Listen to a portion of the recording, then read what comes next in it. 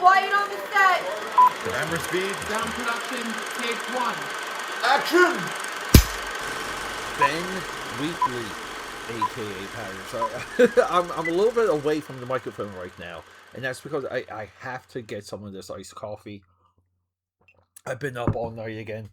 We're marching towards, I think we're marching towards 1,300 episodes. How amazing is that? Ben Wheatley. The last time we spoke about this guy was 2014. I did a field in England for one of our 31 Days of Dread. Field in England, black and white, visceral, like moments and images that stick with you, and it's just one of those like downhill type movies that it comes off a little bit like a fever dream.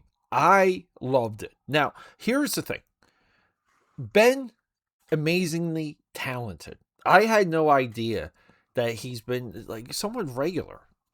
For example, Meg 2 The Trench with that amazing beginning. And so amazing imagery in Meg 2, by the way. We haven't spoken about Meg at all on this podcast. I don't know why. I think we should. That was 2023. 2020, Rebecca, a solid movie, solid adaptation. 2025, he's got 2 movies. He's got one called Bulk that I wish I could speak on. And then we have Normal, 2025 with Bob Odenkirk. Ben is an absolute solid director.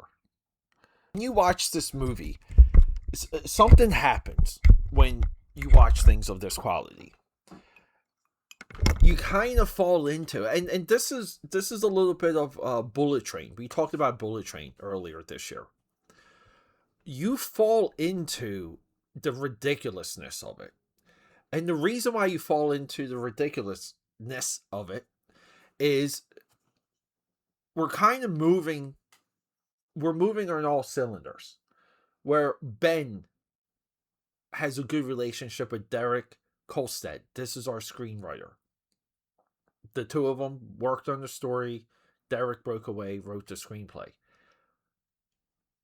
Armando Salas, this is our cinematographer. We get colors and tones, and the film shifts, and we know when we're in different areas, different times within the movie. This is what a cinematographer is supposed to do. Tonally, tell us the story. Music, Harry Gregson Williams, Ryder McNair. So all of these elements, they coagulate, they dry, they solidify, they become concrete, dry concrete.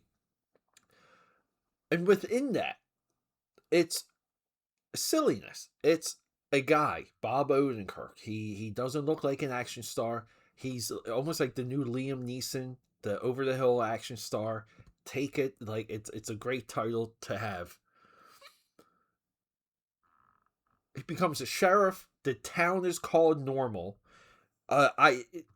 We want to wear our producer hat a little bit. I think the title of this movie takes away, because I kept thinking about this movie and thinking of Nobody. That also has a sequel, like very successful Bob Odenkirk action franchise, if you want to call it a franchise. Normal, Too Close to Nobody. The producer hat, I just recently saw a post where they submitted all of these ideas for American Graffiti to George Lucas, and some of them were good. It was like 50 different titles for the movie. Sometimes you think, right, we're going to call it Normal. It takes place in Normal Town, like Normal, Alaska, Normal, Michigan, or whatever. And you're going to get everything but normal, right? You're going to get Bob Odenkirk as an action star, right? So there's things sometimes that the title can take you out of the movie before you sit down to watch the movie. That's my only criticism of this entire flick. We have Henry Winkler, the Fonz. We have the Yakuza. We have gunfights. We have Bob Odenkirk jamming a corkscrew in someone's eye and then hitting them with a maybe like it was like a sledgehammer to kill him. Like high violence, high action. In my view, Ben Wheatley here, like let him direct one of the Bad Boy movies, one of the Fast and Furious movies.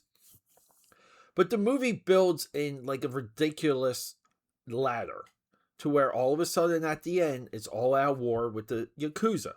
What does the Yakuza have to do with a normal town, USA? Well, you have to watch the movie. And then within the core of that, a little bit of this movie trope that we lean in on is wacky characters that stutter or don't remember things, or they have a level of forgetfulness, and our interim sheriff, who is Bob Odenkirk, he's stern and he's picking up on some of the stuff that everyone's overlooking. Right guy, right place, right time. The ending of this movie is perfect. It ends in a way that makes me want another adventure from this guy. And all of this is in credit to Bob Odenkirk, which I want to speak on real quick, because here's the thing. I became aware of Bob Odenkirk during probably the last boom of skit comedy in American entertainment, American pop culture. You had Saturday Night Live. But Saturday Night Live too had I think it was called like Fridays or something. The one that had Kramer, right? So Saturday Night Live itself had steep competition during the 80s.